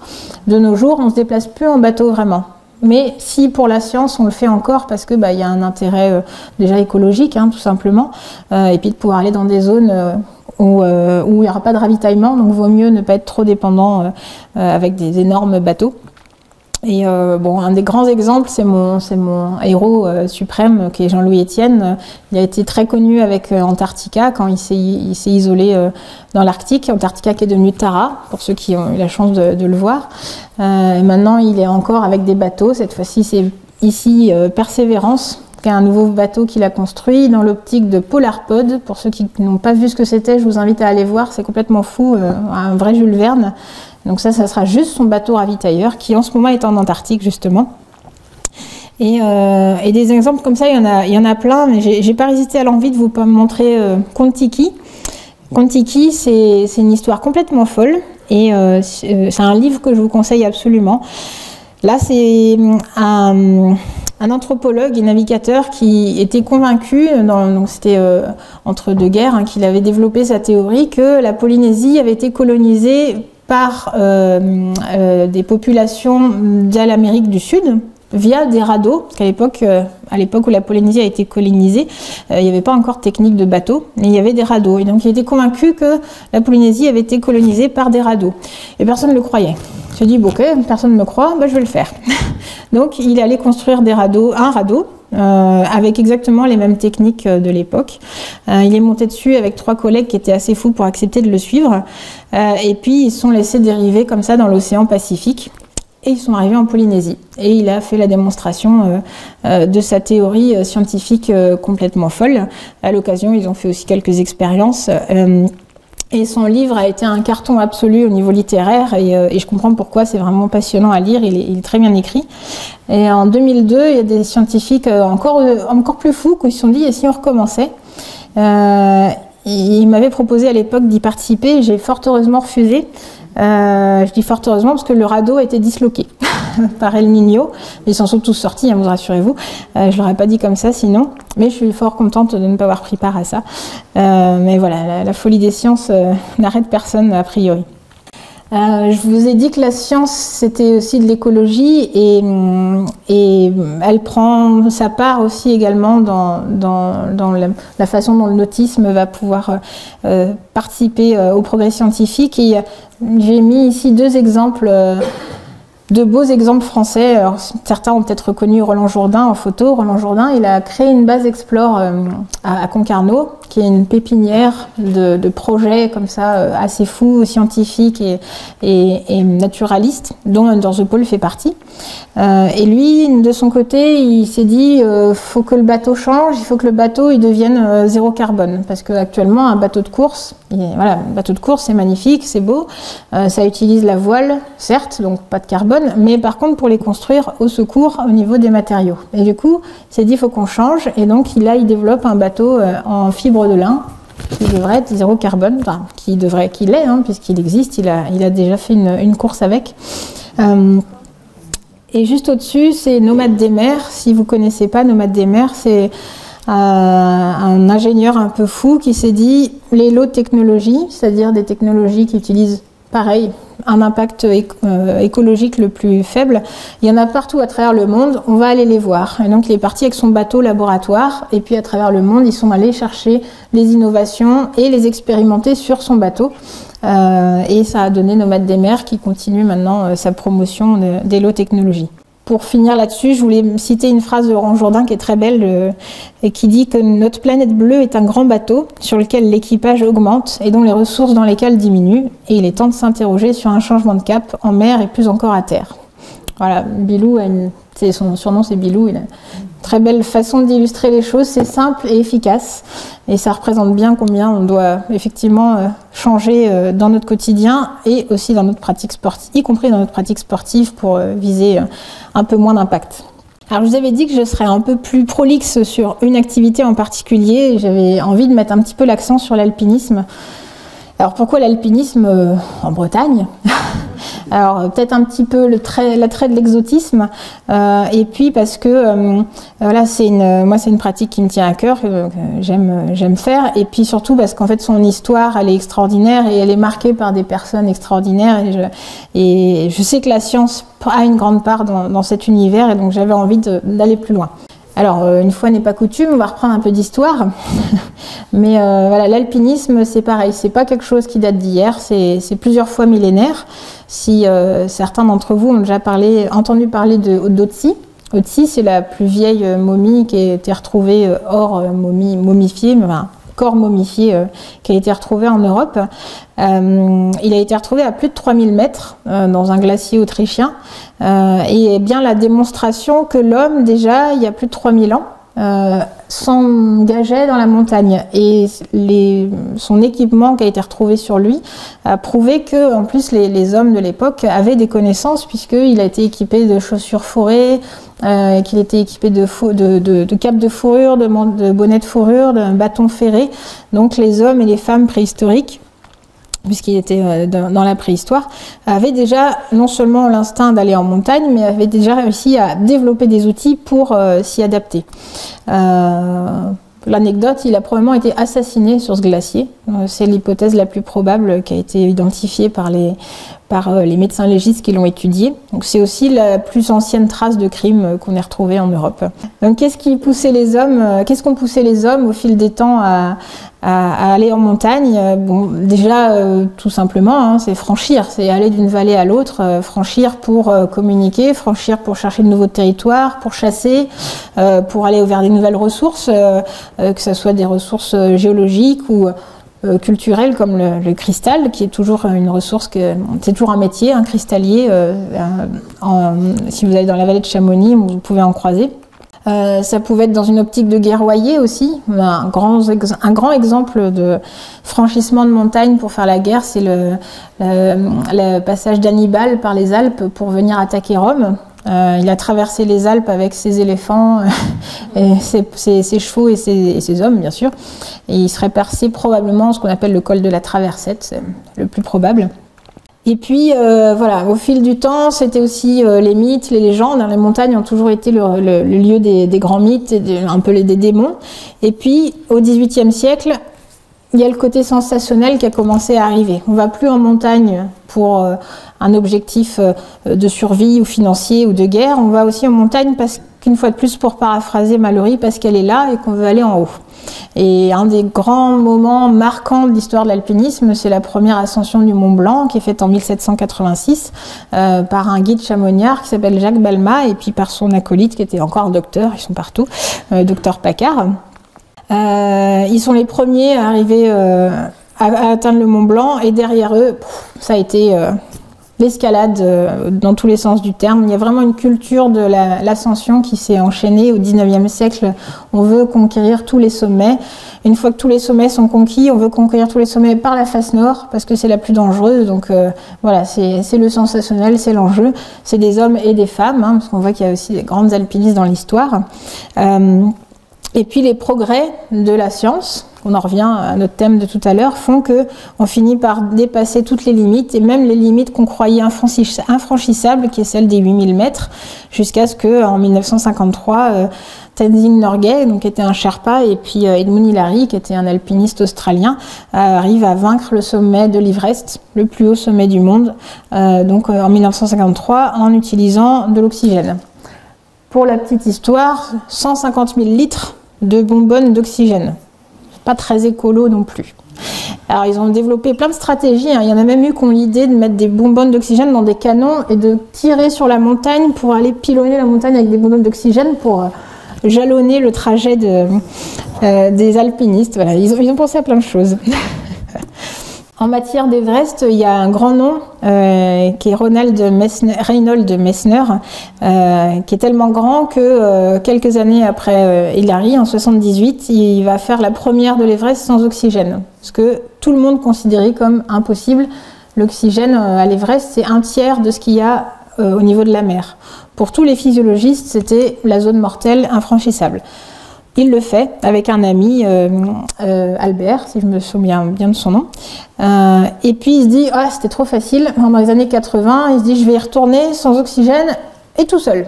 Et donc, il le fait. Donc voilà, c'est considéré comme l'un des plus grands alpinistes, pour pas dire le plus grand alpiniste du XXe siècle. Et c'est un peu le fondateur de ce qu'on appelle le style alpin, qui est en comparaison du style expédition. Typiquement, Hillary avec des centaines de personnes, des tonnes de matériel, des canons pour balancer de l'oxygène au sommet, ça c'est le mode expédition. C'est gros, c'est lourd, c'est technique. Le style alpin, c'est fluide, c'est léger, c'est aller haut, aller vite, le rendre plus en autonomie possible. C'est le style un peu épuré que les alpinistes aiment se prétendre, mais c'est aussi parfois un peu plus dangereux. Et malheureusement, Messner le sait très bien parce qu'il a perdu son frère à la redescente d'un sommet comme ça, du Nanga Parbat, qui a été emporté par une avalanche. Alors, une petite parenthèse vers un truc carrément, là c'est plus du style alpin, c'est plus du style expédition, c'est carrément le cas à lui tout seul, c'est Kilian Jornet. Donc vous connaissez sans doute l'UTMB, les grands trails, voilà, c'est l'OVNI qui court plus vite que tout le monde, plus longtemps que tout le monde, et qui est quand même capable de faire l'aller-retour église de Chamonix, Mont Blanc, église de Chamonix en moins de 5 heures. Voilà, en basket et en t-shirt. Moi, j'arrive même pas au sommet, j'ai essayé, j'ai pas réussi. Bon, bah lui, aller-retour, facile. Et il est allé même au-delà, il a quand même réussi à faire l'Everest en 26 heures, tout seul, sans oxygène. Bon, voilà, ça c'est un ovni, c'était pour l'anecdote. Si on revient à nos alpinistes, on va dire un peu plus normaux, entre guillemets, je trouve très marquant de mettre ces deux alpinistes en comparaison. On a d'un côté donc Balma en 1786 et puis 200 ans plus tard, on voit les équipements des alpinistes modernes avec des baudriers, des crampons, des masques à oxygène, des masques pour les lunettes, des sous-vêtements techniques, des vêtements techniques hyper précis. Et je peux pas m'empêcher de me dire que quand on regarde l'équipement de Balma, on se dit qu'il fallait quand même en avoir sacrément pour arriver à se dire je monte là-haut en tenue de ville, sans que vous êtes encordé, avec mon petit bâton, enfin mon grand bâton ferré. Et pour cette histoire, on pense que s'ils ont réussi à vaincre le Mont Blanc, c'est aussi que Balma et Paccard ont été les premiers à oser bivouaquer en montagne. À l'époque où la montagne c'était la mort sous tous ses aspects et en particulier la nuit, le milieu des démons, etc. Donc voilà, moi ça ne veut que me laisser pantoise et admirative de gens qui ont eu tant de courage et une bonne dose de folie également quand même. Bon, j'ai parlé beaucoup d'histoire, je n'ai pas beaucoup parlé de science. On va revenir un petit peu à la science et en particulier en matière d'alpinisme, la science, elle a commencé avant tout par les sciences naturelles et le naturalisme. Si on parle des Français en particulier, il y a deux noms qui ont marqué les débuts du naturalisme en montagne. C'est Horace Bénédicte Saussure, qui était un naturaliste qui d'ailleurs avait missionné Balma pour atteindre le Mont Blanc et qui a été un grand naturaliste des Alpes françaises. Et puis du côté des Andes, c'est le docteur Aimé Bonpland qui était parti en expédition avec Humboldt, qui est aussi un très grand explorateur, très grand naturaliste. Et Aimé Bonpland a énormément documenté la faune et la flore, en particulier la flore de la haute montagne des Andes. Mais avant eux ou après eux, on a d'autres noms importants. Je reviens à Léonard de Vinci, j'aime bien Léonard de Vinci. Il ne s'est pas contenté de son laboratoire, il ne s'est pas contenté d'aller fouiller dans la flore milanaise ou florentine en fonction du moment de sa vie. Léonard de Vinci, qui était un boulimique de connaissances, il voulait tout savoir sur tout. Il se posait des questions à l'image un peu des enfants qui nous harcèlent de questions toute la journée. Il voulait tout savoir et dans ses carnets de notes, par exemple, il cite un moment où il a gravi il a gravi les pentes du Mont Rose, qui est l'un des massifs les plus hauts des Alpes, pour aller voir pourquoi l'eau coule et pourquoi le ciel est bleu. Voilà, comme on dit qu'il voulait tout savoir comme un enfant. Donc voilà, la montagne, déjà pour Léonard de Vinci, c'était un lieu de science et d'expérimentation. Charles Darwin aussi, au cours de son voyage avec le Beagle, est monté et a identifié des animaux, a identifié des fossiles, a commencé à comprendre la tectonique des plaques et les mouvements des montagnes grâce au fait de s'être risqué en hauteur. Et s'il y a un nom à retenir et une vie à découvrir, c'est, désolé, encore un docteur, le docteur Konrad Gessner, qui était un médecin suisse et qui était passionné de naturalisme et qui s'est consacré à identifier tout ce qu'il voyait. Il voulait absolument tout documenter, tout nommer, tout représenter, et en particulier dans le milieu de la montagne également, ce qui ne se faisait pas au XVIe siècle où il a vécu encore, et il a même écrit un livre dédié qu'à une montagne, qui est le mont Pilate, qu'il a été l'un des premiers à gravir. Donc c'est un des grands noms de l'alpinisme, un des grands noms du naturalisme. On dit même de lui qu'il serait le fondateur du naturalisme et de l'alpinisme. Et on dit la même chose de Saussure. Mais Saussure est arrivé 200 ans après, donc bon, je crois que là, il n'y a pas de doute. C'était vraiment lui le père du naturalisme et de l'alpinisme. Donc ça, là j'ai parlé de scientifiques en fait, de scientifiques qui vont en montagne. Est-ce qu'il y a des sportifs qui ont fait de la science aussi? Et ça a fini par arriver. Alors, d'une manière un petit peu rigolote, là, je cite les mots de John Ball. C'était le président fondateur de l'Alpine Club de Londres, qui était un très grand club alpin, bien avant le club alpin français. Alors, il se trouve qu'il était biotaniste, lui aussi un scientifique, mais en fait, il a poussé ses compatriotes de l'Alpine Club à faire de la science, à se mettre au service de la science dans leurs compétences en tant qu'alpiniste. Et outre le fait que je pense qu'il avait vraiment une authentique envie que son club fasse progresser la science, probablement qu'il y avait aussi une petite stratégie, hein, c'est que on est donc au 19e siècle, la culture britannique est assez puritaine et c'est quand même mieux vu de la part de la société de dire qu'on va faire de la science que de dire qu'on va s'éclater en montagne et qu'on cherche la gloire. Donc il y avait peut-être une double stratégie et c'est une stratégie qui existe encore, hein. On pouvait décrire ça comme du tourisme scientifique. Et le tourisme scientifique, ça existe encore. Il y a encore des expéditions comme Under the Pole, hein, qui prennent des touristes payants pour aller faire et du sport et de la science. Pourquoi pas? L'important, c'est ce que ça apporte sans faire de préjudice. Et donc il y a des gens qui vont écouter John Ball et en particulier il y a un an, c'est Edward Whymper. Il est considéré comme vraiment un très très grand alpiniste du 19e siècle. C'était un tout jeune homme quand il a rencontré John Ball qui lui a demandé d'aller documenter en gravure, c'était un dessinateur, certaines ascensions dans les Alpes. Il a 20 ans, il part, et puis il s'avère qu'il est bon dessinateur, c'est vrai, mais que surtout c'est un très très grand alpiniste. Et il va faire des grandes premières comme l'aiguille verte dans la vallée de Chamonix ou le Cervin, qui a été vaincu, mais pas complètement, hein, puisque malheureusement une partie des cordées vont décéder à la descente. Lui ne décédera pas, bien sûr. Et en fait, il va devenir un immense alpiniste qui va faire énormément de première et puis qui va se prendre au jeu. Au début, il joue les naturalistes un peu opportunistes, quoi. Au fil de ses ascensions, il ramasse des choses, il documente, il dessine comme on lui a demandé. Et puis en fait, il se rend compte de l'importance de ce rôle-là et il va devenir créateur de science en organisant des expéditions. Alors il organise une expédition au Groenland dans la baie d'Isco où il va ramener une collection de fossiles extraordinaire. Et puis ensuite il va aller en Amérique du Sud. C'était un grand fan de Humboldt et il a voulu aller plus loin que Humboldt et Bonpland et il a organisé une incroyable expédition donc dans les Andes où il a ramené une documentation sur des insectes et des plantes qui est extraordinaire. Et qui a permis, entre autres, hein, de comprendre un peu mieux la théorie de Darwin sur l'évolution, parce que comme c'est un milieu très contraint, l'évolution est encore plus visible, la théorie de l'évolution est encore plus visible dans ces milieux extrêmement rigoureux. À l'occasion de l'ascension du Chimborazo, qui est à plus de 6000 mètres, il va aussi commencer à développer une théorie sur les besoins d'acclimatation à la haute altitude pour arriver à vaincre ces sommets. Un très très grand nom de l'alpinisme européen et du coup de naturalisme également. Et d'ailleurs, il va pousser ses compatriotes, à la façon dont John Ball l'avait fait, à faire œuvre de science également, en disant « J'ai suffisamment confiance pour encourager mes contemporains à poursuivre en montagne des recherches similaires, aussi laborieuses et ingrates soient-elles, amasser progressivement un ensemble de preuves qui, avec le temps, permettra de dire au contraire que les explorations en montagne, même si elles présentent peut-être peu d'intérêt pour le grand public, sont d'une grande valeur pour la science ». On pense que, en fait, il marque un petit peu la charnière avec la fin d'un alpinisme naturaliste, puisque au XXe siècle, on va vraiment partir plus sur des ambitions de défis sportifs, comme on a pu voir avec l'ascension de l'Everest, puis la création d'oxygène, etc., et le style alpin.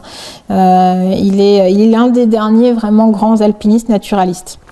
Pour autant, la science ne va pas quitter le monde de la montagne. On a un exemple au cours de la guerre froide avec une expédition américaine à l'Everest en 1973 qui initialement est payée par les militaires. Il y a une envie de faire de la physiologie, de la psychologie en milieu extrême. Voilà, bon. Des intentions très louables, mais malheureusement ça capote complètement. Pour autant, c'est pas un échec au niveau scientifique parce que les alpinistes américains qui vont atteindre le sommet de l'Everest, ils vont mettre des extraits de roches et d'air dans des boîtes hermétiques. Et ils vont descendre ces boîtes aux scientifiques de l'expédition qui n'étaient pas sur place, qui s'appelait Swan, et qui va donc pouvoir analyser ce qu'il y a comme air. C'est des boîtes hermétiques donc, qui descendent l'air vraiment de 8400 mètres et roches. Et Swan va se dire mais il y a quelque chose qu'on tient là, c'est que cet air, il est un peu comparable à ce qu'on pourrait trouver sur d'autres planètes. Parce que, on a dit, la pression, elle est 3 fois moindre qu'à la surface au niveau de l'eau. Au niveau de la mer, pardon. C'est des amplitudes thermiques extraordinaires, c'est des amplitudes au niveau des UV qui sont extraordinaires, c'est un niveau hydrographique, c'est tous les extrêmes qu'on puisse trouver sur Terre. Et ils vont effectivement développer une science qui s'appelle l'astrobiologie, avec l'hypothèse qu'on peut comparer le milieu de la haute montagne à à ce qu'on va pouvoir trouver le jour où on pourra aller sur une autre planète comme ici Mars. Et entre autres, dans ces petites boîtes, ils vont identifier une bactérie qui va marquer les débuts des études des extrémophiles, qu'on appelle, c'est ces organismes qui vivent dans les extrêmes. Par exemple, si on va dans les profondeurs au niveau des fumerolles, là, le joli nom de Geodermatophilus everesti. Donc Everesti, on comprend pourquoi. Et en fait, de cette petite bactérie, ils vont dire si on trouve un jour de la vie sur Mars, ça ressemblera probablement à ça. Cette comparaison avec l'espace, avec l'aérospatial, elle va pas s'arrêter avec Swan. Et même d'ailleurs, c'est plutôt qu'elle va être lancée parce que la mission Viking, qui est une mission qui va arriver 50 ans plus tard, on va envoyer des robots sur Mars, donc dans les années, oui, c'était il y a quelques années. Elle est directement inspirée de l'expédition de 73 en Everest. Donc c'est assez marrant d'imaginer que les alpinistes qui ont ramassé ces petits bouts de roche, un petit geste qui peut paraître anodin, et en fait, il a conduit à l'arrivée de robots sur Mars 50 ans plus tard. C'est assez fascinant. Et en fait, les milieux extrêmes comme la haute montagne et l'aérospatial, c'est quelque chose qu'on va continuer à développer. Et là-dessus, pareil, on pourrait citer énormément de noms. Et je voulais en particulier faire le focus sur une personne, qui est le professeur Jean Rivolier. Alors pourquoi lui ?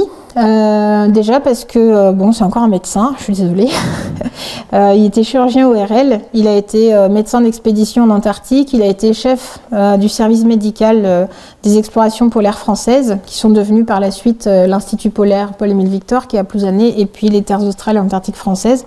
Et accessoirement, il était trégorois. Alors trégorois d'adoption, hein, il est venu dans le Trégor sur la fin de sa vie, et il a vécu et il est mort à Lannion, enfin au Yodet plus particulièrement. Donc je trouvais que c'était intéressant de pouvoir faire un focus sur lui.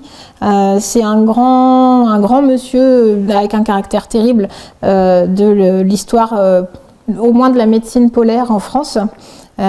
C'était un savant tel qu'on pouvait en connaître à l'époque de la Grèce antique. Hein. Ces savants, à l'époque, ils touchaient à tout. Lui, ça a été ça. Il était passionné par tout. Il a eu 4 doctorats. Enfin, voilà. Donc on l'appelait tétradoc. Et lui aussi a identifié, donc il a beaucoup travaillé sur tous les domaines, la météorologie, la physiologie, la psychologie, l'adaptation au froid, à l'altitude, la nutrition, enfin, il a tout balayé. Et en particulier, il a développé avec l'ESA et puis la NASA des programmes d'études en Antarctique, en partant du principe que ce qu'on observe en Antarctique, enfin l'homme en Antarctique, peut être comparé à l'homme dans l'espace. Pourquoi ? Et puis quel lien avec la montagne, vous allez me dire ? L'Antarctique, c'est en moyenne à plus de 2000 mètres d'altitude, le sommet est à 4900 et quelques.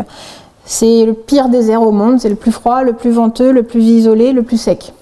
C'est de la neige partout, mais c'est sec en fait. Il y a 0 précipitation à l'intérieur du continent, je dis bien.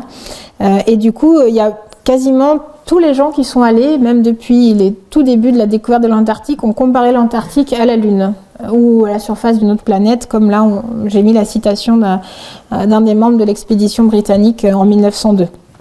On a ce sentiment d'être sur un endroit mort, vierge, inhospitalier. Et donc, ils ont décidé de mener des programmes scientifiques. Donc, Jean Rivolier et ses collègues, dont Dr Claude Bachelard, qui lui a succédé comme médecin-chef des TAF, pour qui j'ai eu la chance de travailler quand je suis partie au Kerguelen il y a 12 ans maintenant. Ils ont développé des programmes en faisant marcher des scientifiques qui étaient à la fois sportifs et scientifiques, et ils ont marché pendant 3-6 km en Antarctique pour étudier la physiologie, la psychologie, l'adaptation au froid.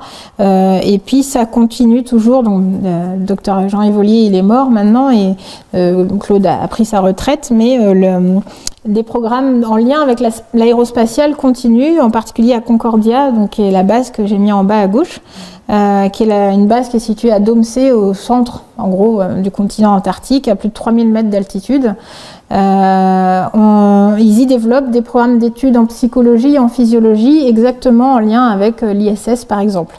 Et pour la petite anecdote, si un jour on a besoin de secourir quelqu'un sur l'ISS, ou peut-être, qui sait, sur la Lune quand on aura mis une base, c'est beaucoup plus facile de secourir quelqu'un à l'ISS qu'à Concordia. Et quand on sera sur la Lune, pareil. On pourra le secourir en 3 jours. Concordia, l'hiver, on n'y va jamais. Donc il faut se débrouiller. Donc en fait, c'est presque pire que l'espace, d'un certain côté. Pour revenir à la montagne à proprement parler, je vais revenir sur un symbole français pour moi de la symbiose du sport et de la science en montagne, c'est le refuge Vallot, l'observatoire Vallot. S'il y en a qui sont déjà allés sur les pentes du Mont Blanc, peut-être que vous le connaissez. C'est vraiment le lieu de symbiose de ces deux activités. Ça a été bâti par Joseph Vallot, qui était alpiniste, botaniste, astronome et encore beaucoup d'autres casquettes, et qui voulait faire de la science en montagne. Donc il a construit cette petite cabane qui a été rebâtie dans les suites dans les années 1920. Pour pouvoir aller faire des observations d'astronomie, de géologie. Il a embarqué plein d'alpinistes avec lui pour pouvoir fabriquer cet observatoire. Ils ont fait énormément de programmes scientifiques. Ils ont aussi, à leur détriment, déjà travaillé sur le mal aigu des montagnes, puisque un des médecins qui prenait part à l'expédition, qui s'appelle Dr Jacotet, est mort d'une insuffisance respiratoire aiguë pendant la fabrication du refuge Vallot.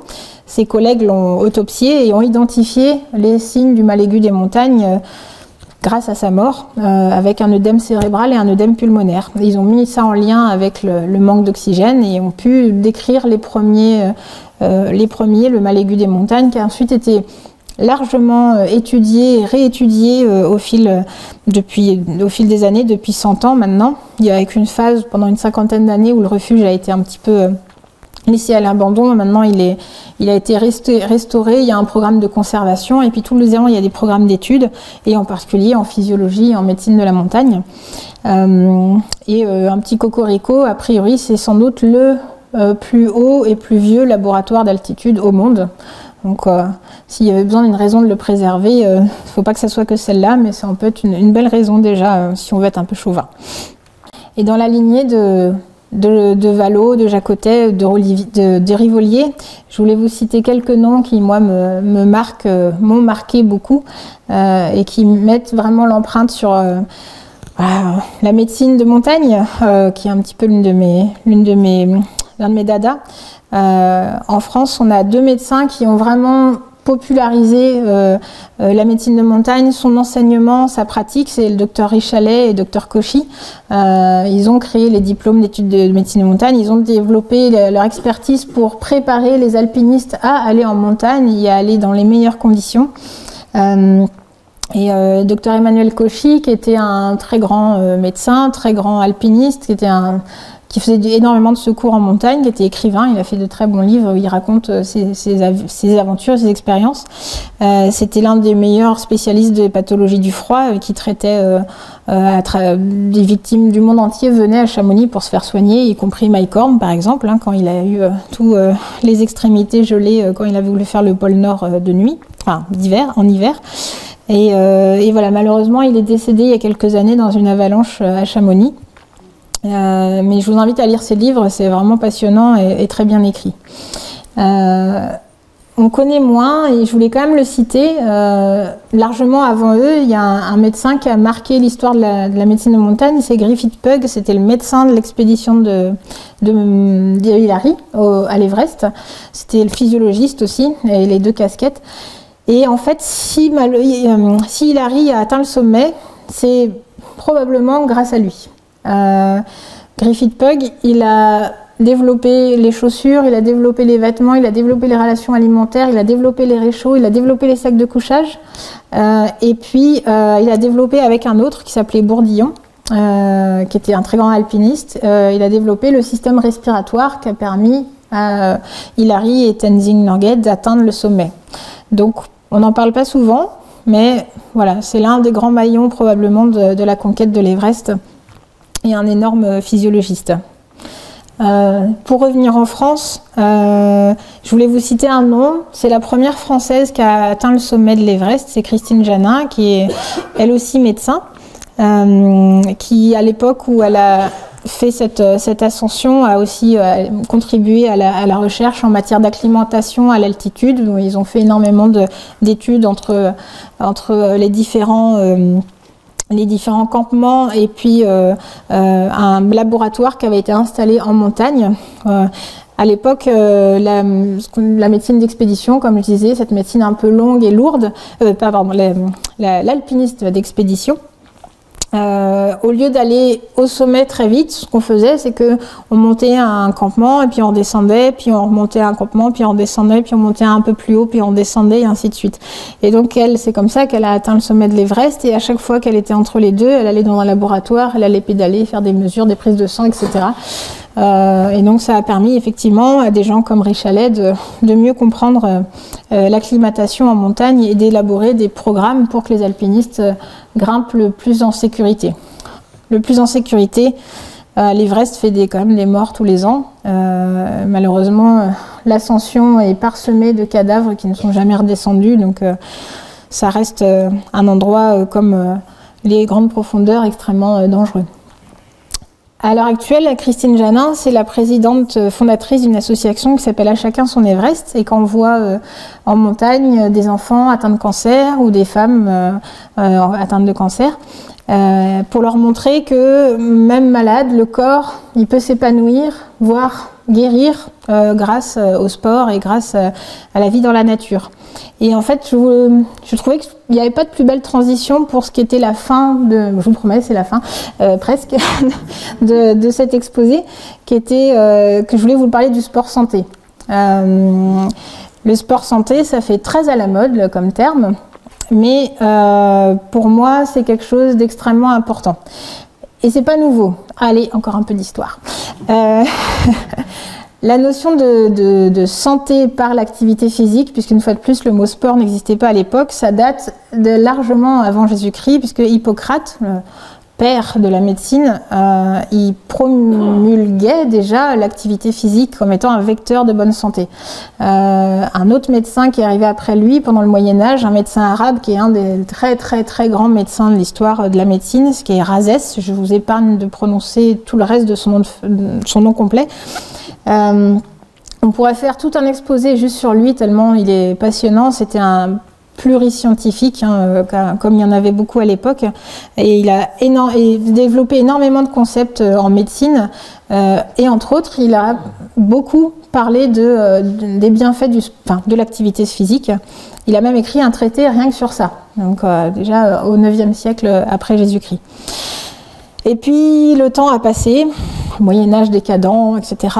Et on arrive où enfin cette notion, elle finit par arriver dans notre culture très tardivement avec 5 hommes dont je voulais vous parler.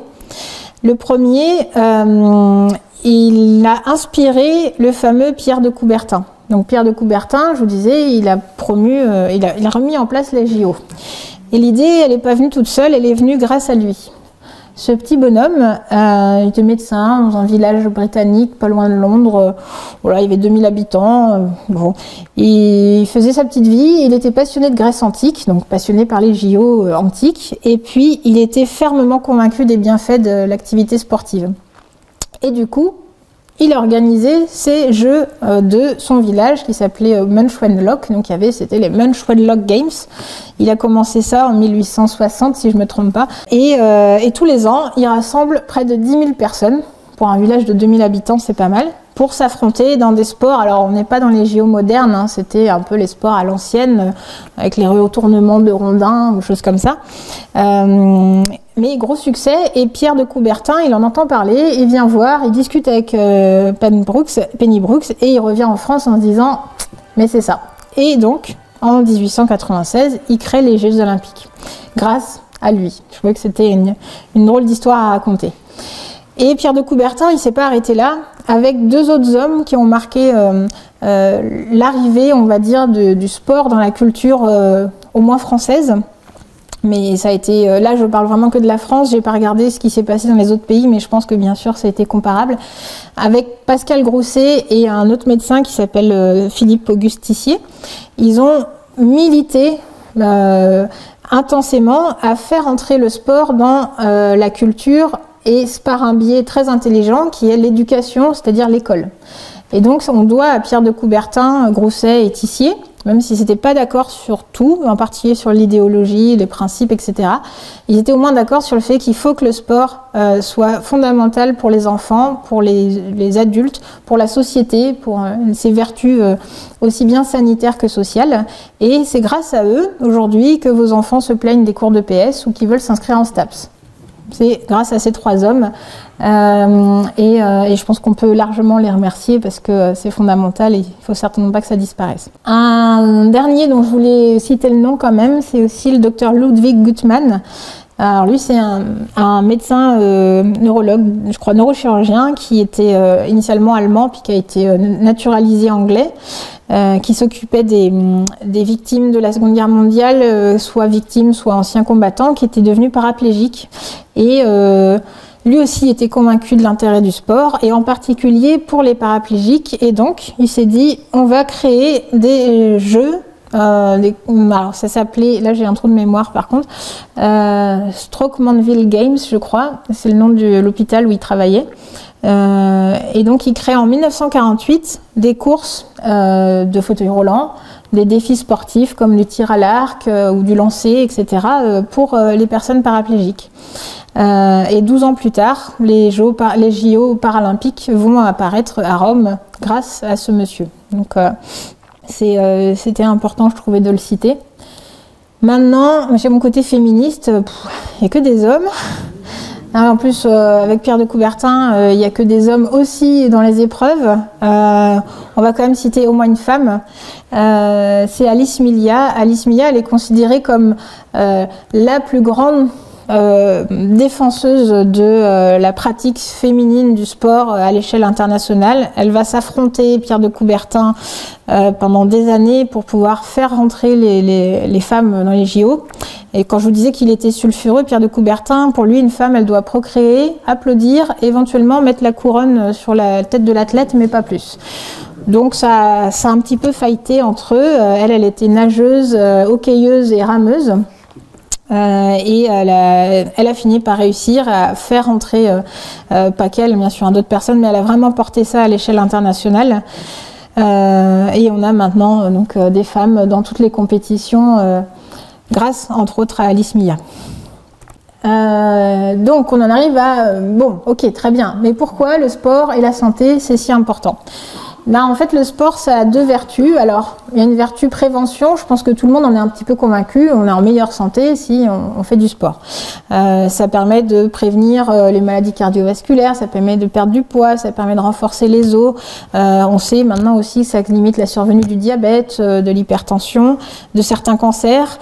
On va améliorer ses capacités respiratoires, on va réguler nos hormones, nos glycémies. Donc ça, c'est une vertu prévention. Je pense que à peu près tout le monde en a une conviction, même si on ne sait pas forcément les détails. Ce qu'on se rend compte de plus en plus aussi, c'est que le sport, ça a vraiment une vertu thérapeutique, dans le sens curatif. Si on prend un exemple, moi, que je trouve extraordinaire, c'est que par exemple, 3 fois 30 minutes de sport, c'est aussi efficace qu'un antidépresseur chimique. Ça, c'est prouvé. Ça va aussi permettre de réguler, voire carrément guérir du diabète ou de l'hypertension. J'ai un exemple très concret. J'avais un patient il y a quelques années qui était entré dans le diabète et l'hypertension. Il s'est mis au triathlon, mais pas au triathlon de haut niveau, hein, le triathlon voilà, en club accessible par tout le monde. Au bout d'1 an, plus de diabète, plus d'hypertension. Voilà, Pour moi, c'est l'exemple marquant de l'effet du sport comme vraiment un médicament. Ça a aussi un effet antidouleur, ça va diminuer les inflammations chroniques. Donc pour les gens qui ont des pathologies chroniques type polyarthrite, même si c'est difficile de dépasser le cap du début, en fait, on retire derrière un réel bénéfice. C'est une gestion sur le stress, la fatigue. Et quand on sait qu'il y a 3 personnes sur 4 après 65 ans qui sont atteintes d'une maladie chronique, on voit que là, le sport santé, c'est un réel enjeu sanitaire et économique, vu les coûts que ça entraîne pour la société. Et à tel point que maintenant, on peut prescrire. Un médecin peut prescrire du sport à une personne qui souffre de maladies chroniques. Alors on a avancé mais pas complètement, on peut prescrire mais c'est pas remboursé, donc on peut se demander à quoi ça sert de le prescrire. C'est un début et je pense que finalement c'est du côté des médecins que pour le moment on doit faire notre part d'apprendre tout l'intérêt du sport et de le promouvoir auprès de nos patients. Et pour ça, on est aidé. Il y a tout un maillage sur la France. Là, je vous ai mis la carte de la Bretagne de maisons sport santé. C'est vraiment une politique nationale maintenant, le sport santé. Et les maisons sport santé sont portées par les ARS pour donner accès à tout le monde, à qui veut soit se remettre au sport, soit débuter dans le sport à tout âge. À tout âge, il y a un intérêt. Et en étant accompagné par des spécialistes soit du soin, soit des spécialistes qui sont en activité physique adaptée pour vraiment coller à la pathologie, aux besoins, aux envies et faire en sorte qu'on y adhère. Et je vous ai mis quelques exemples un peu plus symboliques, mais qui sont magnifiques aussi, je trouve, de la place du sport comme outil de guérison. Alors peut-être que le plus connu, c'est les Dragon Boat. C'est des pratiques de rame qui ont été organisées autour de patientes qui ont souffert d'un cancer du sein. Mais il y a, donc, je vous ai parlé de À chacun son Everest, qui emmène les enfants cancéreux. On sait par exemple aussi que après les attentats du 13 novembre, donc il y a énormément de victimes de stress post-traumatique liés à ces attentats, et il y en a qui ont bénéficié de thérapie par la plongée, par exemple. Avec la plongée, ils ont pu se remettre de ce stress post-traumatique. Il y en a eu qui sont passés par le parapente aussi, et c'est des vrais programmes thérapeutiques avec des encadrants en activité physique adaptée. L'équithérapie, c'est aussi... Alors l'équithérapie, c'est à 2 versants. Il y a une pratique sportive, mais il y a aussi le relationnel animal, la médiation animale, mais il y a un réel bénéfice incontestable. Et pour finir, le cerveau. Alors certes, le cerveau n'est pas un muscle, mais le cerveau a énormément de bénéfices à tirer, lui aussi, de l'activité sportive. Alors, des sports cérébraux, bon certes, ça ne fait pas gonfler les biscottos, mais les sports cérébraux peuvent paraître tout bêtes, mais les échecs, le sudoku, ça a un impact réellement positif et documenté sur la capacité de concentration, de mémorisation, de récupération, de réactivité, d'une créativité même, et un impact anti-stress avéré. C'est-à-dire pour ça, je pense qu'on est beaucoup à être accro au sudoku ou aux mots fléchés. Et puis, l'activité physique en elle-même, une fois dépassé les sports cérébraux, elle va aider à faire progresser notre cerveau, voire à le guérir. Le fait de courir, le fait de faire un peu de vélo, le fait même de marcher de manière un peu dynamique, on augmente notre débit cardiaque, on augmente du coup la circulation de sang, y compris dans le cerveau, et donc on oxygène mieux son cerveau, et on participe à sécréter certains médiateurs, on appelle des neurotransmetteurs, comme la dopamine qui est impliquée dans le plaisir, la sérotonine qui va être un régulateur de l'humeur, ou la norépinéphrine, un nom barbare, mais qui va entre autres contribuer à nos capacités de concentration. Et tout ça, ça va faire qu'en faisant du sport, on va pouvoir créer de nouvelles connexions entre nos neurones, voire même créer de nouveaux neurones, parce qu'à un moment, on disait qu'on avait un certain nombre de neurones et que c'était fini et qu'on faisait qu'en perdre, et en fait, on s'est rendu compte que non. On pouvait créer de nouveaux neurones, et qu'en particulier, l'activité physique, elle ne fait pas que du muscle, elle fait aussi des neurones. Savoir, je vous l'ai dit, un effet antidépresseur, on en a parlé tout à l'heure, et puis ça va améliorer l'apprentissage. Et en particulier, il y a quelque chose de très intéressant, c'est que on va mieux apprendre si on fait du sport en même temps. Donc par exemple, ça montre par exemple combien les récréations pour les enfants à l'école ou les cours de PS, merci Tissier et Coubertin, ont un rôle fondamental. Outre le fait qu'on va aller un petit peu décharger toute cette énergie accumulée sur la chaise, en fait les enfants apprendront mieux s'ils ont ces temps de dépenses physiques. Et ça, c'est valable à tout âge. Pourquoi pas au boulot, à la faculté, avoir un pédalier ou faire également, à mettre en avant l'importance de faire ces pauses pour pouvoir mieux apprendre.